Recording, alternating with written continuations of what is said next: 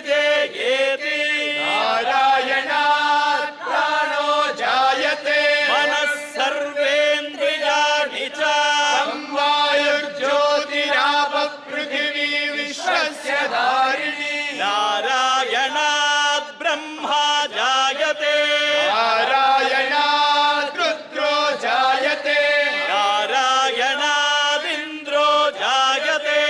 नारायणात् प्रजापतयः प्रजायन्ते नारायणात् द्वादशादित्या रुद्रावसवः सर्वाणि च छन्दागुंसि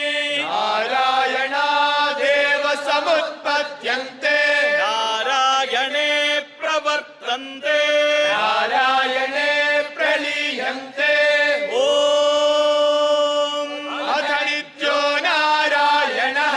ब्रह्मा नारायणः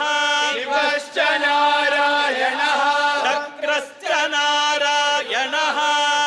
वा पृथिव्यौश्च नारायणः कालश्च नारायणः ईशश्च नारायणः ऊर्ध्वश्च नारायणः अधश्च नारायणः अन्तर्बहिश्च नारायणः नारायण ये वेदगुं सर्वं यद्भूतं यच्च भव्यम् निष्कलो निरञ्जनो निर्विकल्पो निराख्यातः शुद्धो देव एको नारायणः न द्वितीयोऽस्ति कश्चित् एवं वेद स विष्णुरेव भवति स विष्णुरेव भवति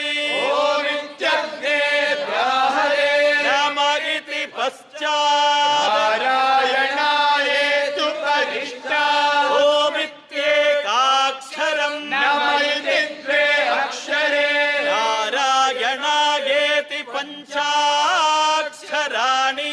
एतद्वै नारायणस्याष्टाक्षरं पदम् यो ह वै नारायणस्याष्टाक्षरम् पदमध्येति अनप्रभव सर्वमायुरेति विन्दते प्राजापत्यगुं राजस्पोषं गौपत्यम् ततो मृतत्वमश्नुते ततो मृतत्वमश्नुत इति य एवं वेद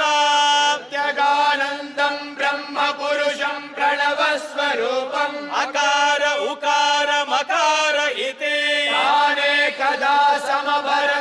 समभरत्तदेतदोमिति यमुक्त्वामुच्यते योगी जन्म संसार बन्धनात् ॐ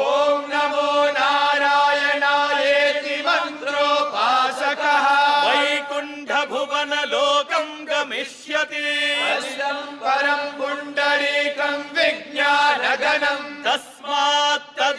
तदिदावन्मात्रम् ब्रह्मण्यो देवकी पुत्रो ब्रह्मण्यो मधुसूदनो सर्वभूतस्थमेकं नारायणम् कारणरूपमकार परब्रह्मो एतदधर्वशिरो यो धीते प्रातरधीयानो रात्रिकृतं पापं नाशयति सायमधीयानो दिवसकृतं पापं नाशयति आद्यन्दिनमादित्याभिमुखो धीयान पञ्चपातकोपपातकात् प्रमुच्यते सर्ववेदपारायण पुण्यं लभते नारायण सायुज्यमवाप्नोति नारायण सायुज्यमवाप्नोति य एवं वेद इत्युपनिषत्